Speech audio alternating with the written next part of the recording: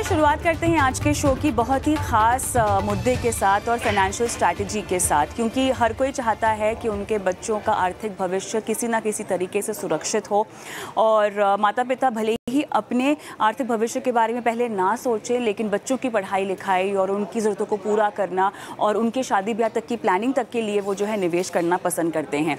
लेकिन कैसे इस राह पर आपको आगे बढ़ना चाहिए और ख़ास तौर से बच्चों के साथ साथ अपनी भी निवेश प्लानिंग आपको कैसे करनी चाहिए। बच्चों में बचत की सीख मेरे ख्याल से हर माता पिता देते हैं, क्योंकि बचपन से ही हम सबको पैसे बचाने के बारे में सिखाया जाता है, बताया जाता है।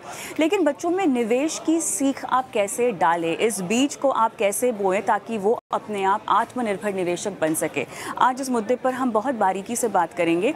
AR Hemant, communication head, bank बाजार, मेरे साथ जुड़ गए हैं। हेमंत, आपका बहुत बहुत स्वागत है हमारी इस बेहद खास पेशकश में। और देखिए, बचपन में जो चीज़ें हमें सिखाई होती हैं, जो आदतें हमें डाली होती है, वो उम्र भर हमारे साथ रहती हैं, वो ज़िंदगी भर हमारे साथ रहती हैं और वो आदतें किसी भी तरह की हो सकती हैं। और ऐसे में जब भी हम फाइनेंशियल हैबिट्स की बात करें तो जो माता पिता का व्यवहार होगा पैसों को लेकर, काफ़ी हद तक बच्चे उसी व्यवहार को अपनाते हैं और उसी को फॉलो भी करते हैं। घर में बजटिंग से लेकर अगर हम शुरू करें, माएँ अक्सर किचन की बजटिंग पे बहुत ज़्यादा फोकस करती हैं। एटलीस्ट अगर मैं अपने बचपने की बात करूं हेमंत, तो मैंने हमेशा माँ को देखा है कि वो हर महीने किचन का बनाएंगी बजट, और जो डैड हैं वो घर का पूरा बजट बनाते आए हैं और वही सब बातें हमने भी सीखी है। तो बजट बनाना और बचत करना ये हर भारतीय परिवार में कहीं ना कहीं परवरिश में शामिल होता ही है। निवेश की जो सीख होती है वो सब नहीं दे पाते। हेमंत, आपकी बारीकियां बताइए, आपकी ऑब्जर्वेशन इस मामले में बताइए। कविता, आपने बिल्कुल सही कहा। हमने काफ़ी सारी सीखें अपने पेरेंट्स से ली हैं और उसमें सेविंग्स एक बहुत ज़रूरी चीज़ है, बजटिंग भी एक बहुत ज़रूरी चीज़ है। बट एक बात का ध्यान रखें कि हम एक सेविंग्स कंट्री से निकलकर अब एक हम इन्वेस्टमेंट कंट्री बनते जा रहे हैं। तो वो इन्वेस्टमेंट वाली माइंडसेट भी डेवलप करना बहुत ज़रूरी हो गई है। और इस मामले में आप, जैसे आपने बताया शुरू में, कैसे इन्वेस्ट किया जा सके और कैसे सवाल पूछने चाहिए इन्वेस्टमेंट के वायबिलिटी के बारे में, क्रिटिकल थिंकिंग कैसे एनकरेज करें, और फाइनेंशियली लिटरेट कैसे बने, ये सब बहुत सारी एसेंशियल सवाल हैं जो पेरेंट्स को सबसे पहले अपने आप के लिए आंसर करना चाहिए और फिर अपने बच्चों को भी समझाना चाहिए। और अल्टीमेटली आप एज अ पेरेंट जो भी कर रहे हैं, आपके बच्चे वही आपकी नकल उतारेंगे। तो अगर आप सही डिसीजंस ले रहे हैं और आपकी थिंकिंग साउंड है और आप अपनी थिंकिंग पर लॉन्ग टर्म में खरे उतर रहे हैं, तो आपके बच्चे भी वही एग्जाम्पल फॉलो करेंगे और इन्वेस्टमेंट में भी वो उन्हें सक्सेस मिलेगा। कविता, आपने एक चीज़ बहुत सही कही है कि आप पहले खुद फाइनेंशियली लिटरेट हुई है, यानी आप पहले उतने साक्षर खुद बनिए और ताकि अपने बच्चों को सिखा सके। लेकिन मुझे उम्मीद, और जो आंकड़े बताते हैं वो तो यही बताते हैं कि कहीं ना कहीं अब भारत में हम इन्वेस्टर्स की तादाद बढ़ता हुआ देख रहे हैं। सेवर्स तो बहुत सारे हैं, लेकिन इन्वेस्टर्स की तादाद हम बढ़ती हुई देख रहे हैं। तो उम्मीद करते हैं कि आने वाली जो हमारी नस्लें होने वाली है वो इन्वेस्टिंग के गुर जो है वो बचपन से ही सीखे। लेकिन कुछ पड़ाव होते हैं हेमंत, जब हमें बच्चों को बचत और निवेश के बारे में सिखाना चाहिए। उम्र के लिहाज से वो पड़ाव कौन कौन से होने चाहिए? देखिए, टिपिकली एक गुल्लक है ना, जिससे हम बचत सीखते हैं। और गुल्लक, जब हम निवेश की भाषा में पैसों का महत्व समझाएं तो वो कहीं ना कहीं पूरी तरह से जस्टिफाई नहीं करता है, पूरी तरह से इन्वेस्टमेंट के एंगल को जस्टिफाई नहीं करता है। बचत के तौर पे समझ बहुत सही है, लेकिन गुल्लक से हम कैसे आगे बढ़े अगर हम इन्वेस्टमेंट की सीख बच्चों को देना चाहते हैं तो? सो आई थिंक इसमें डिसीजन मेकिंग स्किल्स फॉस्टर करना बच्चों में बहुत ज़रूरी है। सेविंग्स और गुल्लक में पैसे डालना आई थिंक पहला स्टेप होगा, बजटिंग दूसरा स्टेप हो सकता है, तीसरी बात इन्फ्लेशन समझना और घर कैसे चलाना है और अपने इनकम के अंदर कैसे रहना है, ये तीसरी चीज़ हो सकती है। और फाइनली फिर आपको इन्वेस्टमेंट भी समझना पड़ेगा, क्योंकि अल्टीमेटली अगर आप वेल्थ क्रिएट कर रहे हैं, आपका वो परस्यूट है, अगर आप फाइनेंशियली इंडिपेंडेंट होना चाहते हैं तो वेल्थ क्रिएशन बहुत ज़रूरी है और सही तरह से वेल्थ क्रिएट करना बहुत ज़रूरी है। सो गुल्लक से शुरू करके हम धीरे धीरे बच्चों को ऐसे डिसीजन मेकिंग स्किल्स डेवलप करने में इंकरेज कर सकते हैं, जिससे वो धीरे धीरे अपनी फाइनेंशियल अंडरस्टैंडिंग इंप्रूव करके इन्वेस्टमेंट वाले स्टेज तक पहुंचे। इन्वेस्ट करना शुरू करें। इन्वेस्टमेंट मार्केट का जो फाइनेंशियलाइजेशन हो रहा है उसके कारण इन्वेस्टमेंट अब बहुत एक्सेसिबल है। आप छोटे छोटे अमाउंट्स के साथ इन्वेस्ट करना शुरू कर सकते हैं। इसमें म्यूचुअल फंड का अगर मैं एग्जांपल लूँ तो इसमें कोई एज लिमिट नहीं है। आप अपने माइनर बच्चों के लिए भी आप इन्वेस्टमेंट शुरू कर सकते हैं और उन्हें इन्वेस्टमेंट के फायदे बता सकते हैं म्यूचुअल फंड अकाउंट के थ्रू या किसी और अकाउंट के थ्रू। अगर आपने प्रोविडेंट फंड में भी किया है उसके भी अलग फायदे हैं। इस तरह से आप एग्जाम्पल सेट करके बच्चों को टास्क देकर उनमें वो डिसीजन मेकिंग स्किल्स आप डेवलप कर सकते हैं, जिससे उन्हें वो नॉलेज धीरे धीरे धीरे आता जाएगा। हर लाइफ के स्टेज के साथ वो तैयार रहेंगे उस इंफॉर्मेशन और नॉलेज और स्किल के साथ। कविता। ऑलराइट, मेरे ख्याल से जो आपने इन्वेस्टमेंट इंस्ट्रूमेंट्स बताए हैं, माता पिता अगर बच्चों के नाम पे निवेश शुरू करना चाहें तो वो यहाँ से कर सकते हैं। तो दो पड़ाव है इस पूरी चर्चा के, दो पहलू है इस पूरी चर्चा के। एक तो ये पहलू हुआ जहाँ पर बच्चों को आप खुद मनी मैनेजमेंट स्किल्स देंगे और इन्वेस्टमेंट स्किल्स देंगे, और दूसरा पहलू ये है कि आप खुद बच्चों के नाम पर कहाँ निवेश कर सकते हैं। हेमंत, आपने बताया कि आप बच्चों के नाम पर म्यूचुअल फंड्स के जरिए निवेश कर सकते हैं, सुकन्या समृद्धि योजना, PPF, सॉवरेन गोल्ड बॉन्ड जैसे ऐसे निवेश है जहां पर बच्चों के बेहतर भविष्य के लिए आप निवेश की राशि शुरू कर सकते हैं। थोड़ा सा अब NPS वात्सल्य भी आ गया है जहां पर अपने बच्चों तक की रिटायरमेंट के बारे में आप सोच सकते हैं। अब जानना मुझे ये होगा कि यहाँ पर पेचीदगियाँ बहुत ज़्यादा है। मान लीजिए अगर हम बच्चों के बचपने में ये खाते खोलना चाहें तो वो कैसे हो सकता है? क्या उनके नाम पर ये खाते खोले जा सकते हैं कि आपको अपने नाम पर खोलना होगा और एक गार्जियन का रोल अपनाना होगा ताकि जब बच्चा एडल्ट हो जाए, 18 साल की उम्र तक पहुंच जाए तो खाता अपने आप उसके नाम पर ट्रांसफ़र हो जाएगा? क्या प्रक्रिया होती है, क्या पेचीदगियाँ होती हैं और कितने खाते भी खोले जा सकते हैं? हेमंत। देखिए, ऑप्शंस तो बहुत सारे हैं और हर ऑप्शन के अपने ही रूल्स एंड रेगुलेशंस हैं। बट अगर हम म्यूचुअल फंड्स की बात करें, आप जॉइंटली इन्वेस्ट कर सकते हैं अपने बच्चों के साथ। आप बच्चों के नाम पे भी इन्वेस्टमेंट अकाउंट खोल सकते हैं। और मैं म्यूचुअल फंड के बारे में इसके लिए बात करना चाहूंगा क्योंकि वो बहुत एक्सेसिबल हैं। आप बहुत छोटे अमाउंट्स के साथ शुरू कर सकते हैं। आप मार्केट के अलग अलग सेगमेंट्स में इन्वेस्ट कर सकते हैं। आप कैसे भी इन्वेस्टर हो, आप रिस्क लेना चाहते हैं या रिस्क नहीं लेना चाहते हैं, आपके लिए हर तरह का सोल्यूशन अवेलेबल है। और हमने जो डेटा देखा है वो यही कहता है कि जो टॉप दो गोल्स हैं इंडियंस के, नंबर 1 है घर खरीदना और नंबर 2 है बच्चों की पढ़ाई। सो अगर आप बच्चों की पढ़ाई की अगर बात करें तो म्यूचुअल फंड्स आपके लिए सबसे आसान, सबसे फ्लेक्सिबल, सबसे ट्रांसपेरेंट इन्वेस्टमेंट मोड है, जहां पे आप अपनी अपनी कैपेसिटी के हिसाब से जितना चाहे इन्वेस्ट कर सकते हैं। अपने प्रिफर्ड मार्केट सेगमेंट में आप इन्वेस्ट कर सकते हैं। आपके रिटर्न्स फुली ट्रांसपेरेंट हैं, आपके चार्जेस भी ट्रांसपेरेंट हैं। ज्यादातर जो म्यूचुअल फंड इन्वेस्टमेंट्स होते हैं वो कभी भी लिक्विडेट किए जा सकते हैं।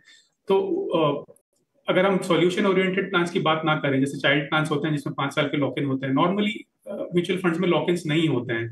सो अगर आपने अपने चोजन इंस्ट्रूमेंट के साथ अगर कोई गलती भी की, आपको लग रहा है कि आपने गलत म्यूचुअल फंड में पैसा लगा दिया है, तो आपके पास ऑप्शन है कि आप कोर्स करेक्ट करें और ऐसे फंड में पैसा लगाएं जहां पे आपको आपका गोल अचीव करने में आसानी होगी।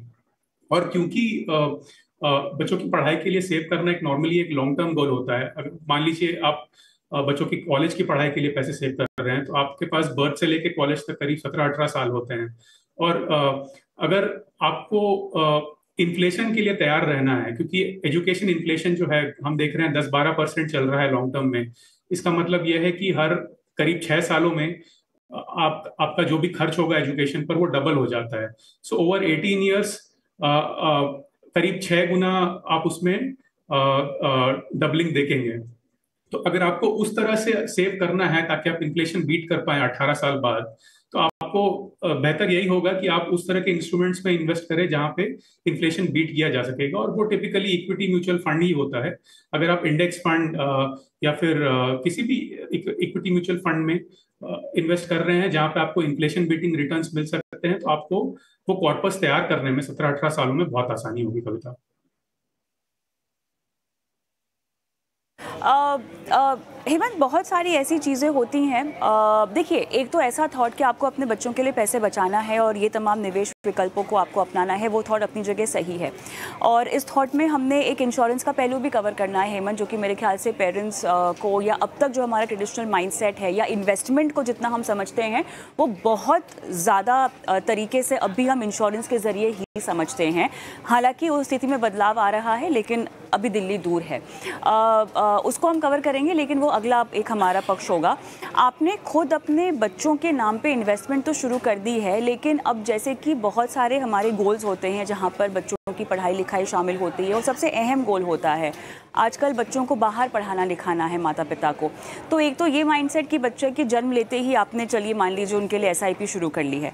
एक पड़ाव इन्वेस्टमेंट का या आपकी इन्वेस्टमेंट जर्नी का, बच्चों के प्रति जो गोल है उसके लिए ऐसा भी होना चाहिए जहाँ पर आप आइडेंटिफाई करें कि आपके गोल्स क्या हैं, और उसके मुताबिक आप कोई रणनीति अपनाएं, और उसके मुताबिक आप एक फाइनेंशियल या इन्वेस्टमेंट इंस्ट्रूमेंट का चुनाव करें। हो सकता है उसमें शायद आपको आगे बढ़ना हो, म्यूचुअल फंड्स के या अलग अलग तरह के जो इन्वेस्टमेंट इंस्ट्रूमेंट्स हैं उनको आपको अपनाना होगा। वो कौन सा पड़ाव होना चाहिए हेमंत? क्योंकि इन्वेस्टमेंट मैंने शुरू कर दी है मेरे बच्चे के नाम पे, बहुत अच्छा लगता है, लेकिन क्या वो पर्याप्त होगी? अगर आप उनके पढ़ाई लिखाई का ही खर्च पकड़ लें, उसी के लिए करना चाहते हैं, तो जितनी राशि आप जमा कर रहे हैं, क्या वो पर्याप्त होगी? क्या उसके लिए आपको और निवेश करना होगा? क्या उसके लिए आपको एक अलग रणनीति की ज़रूरत होगी? क्या उसके लिए केवल म्यूचुअल फंड में ही निवेश कर देना आपके लिए काफ़ी होगा? अगर बेटी है तो बेटी के लिए सुकन्या समृद्धि योजना जैसी एक और विकल्प है जिसको आप अपने पोर्टफोलियो में जोड़ सकते हैं निवेश की स्ट्रैटेजी में। तो ये रणनीति हम कैसे बनाएं, कैसे हम अपने निवेश को एक दिशा दें और वो गोल के लिए दिशा दें? देखिए, अगर हम लॉन्ग टर्म इन्फ्लेशन देखें एजुकेशन में, करीब 10 से 12% का रेट चल रहा है। जो हमने रिसर्च किया था उससे हमको ये समझ में आया कि अगर ओवर 20 ईयर्स 10 से 12% का इन्फ्लेशन चल रहा है, इसका मतलब यह है कि करीब 6 साल में कॉस्ट डबल हो रहा है। तो 6 साल में डबल हुआ, 12 साल में 4 गुना हुआ, और उसके बाद 6 साल बाद 8 गुना हुआ। अगर कोई चीज किसी कोर्स का दाम आज 1 लाख रुपए है, तो 18 साल बाद हो सकता है उसका दाम 8 लाख रुपए हो। अब आप इसको किसी भी स्केल पर अप्लाई करके देख लीजिए, वो 1 लाख का 10 लाख हो सकता है या 1 करोड़ हो सकता है। वो कोर्स पर डिपेंड करेगा। आई एम श्योर कुछ कोर्सेज काफी ज्यादा महंगे होते हैं और कुछ कोर्सेज ज्यादा महंगे नहीं होते हैं। तो आपको एक गुड इनफ आइडिया होना चाहिए कि आप उस डायरेक्शन में जा रहे हैं, और जिस डायरेक्शन में भी जा रहे हैं फिर आपको उस हिसाब से प्लानिंग करनी पड़ेगी। और देखिए, SIP, mutual fund, equity mutual fund SIP इसके लिए रेकमेंड किए जाते हैं क्योंकि इन्फ्लेशन बीट करने का सबसे अच्छा तरीका शायद वही है अभी इस समय। सुकन्या समृद्धि अपने क्लास में, which is a debt instrument, बहुत अच्छा है, पर आपको वहां पर रिटर्न्स करीब 8% मिल रहे हैं ओवर द लॉन्ग टर्म।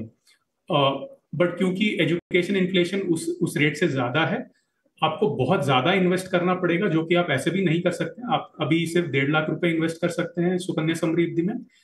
तो शायद आपको अपने गोल्स हिट करने में, डेट इंस्ट्रूमेंट्स यूज करके हिट करने में दिक्कतें आ सकती है। तो आपके पास पूरी फ्लेक्सिबिलिटी है इक्विटी म्यूचुअल फंड्स में कि आप जितना चाहें इन्वेस्ट करें, जितने समय तक चाहे आप इन्वेस्टेड रहें, और जब मर्जी हो आप अपना इन्वेस्टमेंट लिक्विडेट कर दें। और वहां पे क्योंकि रिटर्न्स जो हम लॉन्ग टर्म देख रहे हैं, अगर हम सिर्फ लार्ज कैप कंपनीज की बात कर रहे हैं, आज सुबह में ही देख रहा था मैं, और ये काफी कमाल की बात है कि पिछले 20 साल के जो एवरेज रिटर्न्स चल रहे हैं निफ्टी 50 इंडेक्स फंड के, वो करीब 15% चल रहे हैं। अब 15% का मतलब यह है कि आपका पैसा जो है करीब 5 सालों में डबल हो रहा है। और इस तरह से आप कम दामों में अपना इन्वेस्टमेंट गोल अचीव कर पाएंगे। और आपको, मतलब अगर आपका टारगेट गुड इनफ है तो आप उसको अचीव कर लेंगे, और कहीं कुछ शॉर्टफॉल आई तो आप उस समय कोर्स करेक्ट कर सकते हैं। रास्ते में भी उस इन्वेस्टमेंट ड्यूरेशन में भी आप कोर्स करेक्ट कर सकते हैं ज्यादा इन्वेस्ट करके।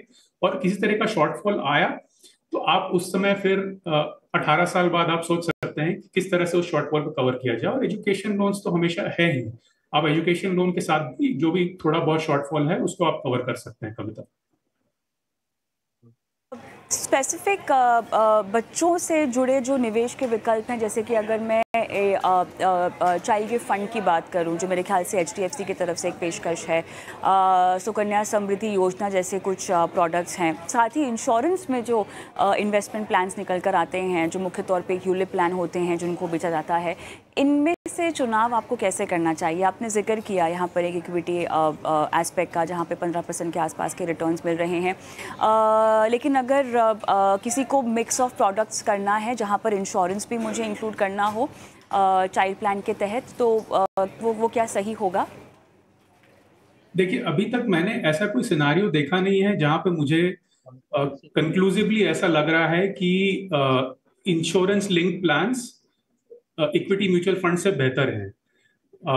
उसका कारण ये है कि मैं इक्विटी म्यूचुअल फंड्स के जो रिटर्न्स है वो मैं ट्रांसपेरेंटली मैं देख सकता हूँ, मैं चार्जेस ट्रांसपेरेंटली देख सकता हूँ, मेरे पास पूरा कंट्रोल है उस इन्वेस्टमेंट पर कि मैं उसे जब चाहे लिक्विडेट कर दूं। प्रीमेच्योर लिक्विडेशन, अगर मैं उस इन्वेस्टमेंट में 3-4 साल रह चुका हूं, उसमें लिक्विडेशन में मुझे कोई दिक्कत नहीं होगी। तो मुझे हर तरह से वो बेहतर लगता है। उसमें रिटर्न्स भी ट्रांसपेरेंट है, लिक्विडिटी भी है, चार्जेस भी हैं, सब कुछ ट्रांसपेरेंट है। बट इंश्योरेंस होना, देखिए, इंश्योरेंस और इन्वेस्टमेंट तो ऐसे भी मिक्स नहीं करने चाहिए। और अगर आप इंश्योरेंस लेना चाहते हैं, अपने इन्वेस्टमेंट को प्रोटेक्ट करना चाहते हैं, अपने बच्चों के फ्यूचर को प्रोटेक्ट करना चाहते हैं, तो आई थिंक उसके लिए टर्म प्लान बेहतर है। और टर्म प्लान के साथ आप मेडिकल इमरजेंसीज के लिए हेल्थ इंश्योरेंस भी ले सकते हैं। सो म्यूचुअल फंड इन्वेस्टमेंट या फिर आपका जो भी प्रेफर्ड गवर्नमेंट स्कीम इन्वेस्टमेंट है, आप वो करें और साथ में टर्म प्लान और हेल्थ इंश्योरेंस लें। आई थिंक ये एक कॉम्बिनेशन ज्यादातर सिचुएशंस में आइडियल है और पूरी तरह से ट्रांसपेरेंट है। कविता। और राइट हेमंत, काफ़ी सारी बुनियादी बातें जहां पर आपने अपनी राय रखी और बताया कि कैसे माता पिता को अपने बच्चों के नाम पे इन्वेस्टमेंट्स की शुरुआत अगर करनी है तो रास्ता क्या अपनाना चाहिए, और साथ ही उनमें अपने पैसों को मैनेज करने को लेकर जो सीख है उस पर भी उनको ध्यान देना चाहिए। बहुत बहुत धन्यवाद हेमंत, आपने समय निकाला और इस खास पेशकश में शिरकत की आज। चलिए हम रुकेंगे।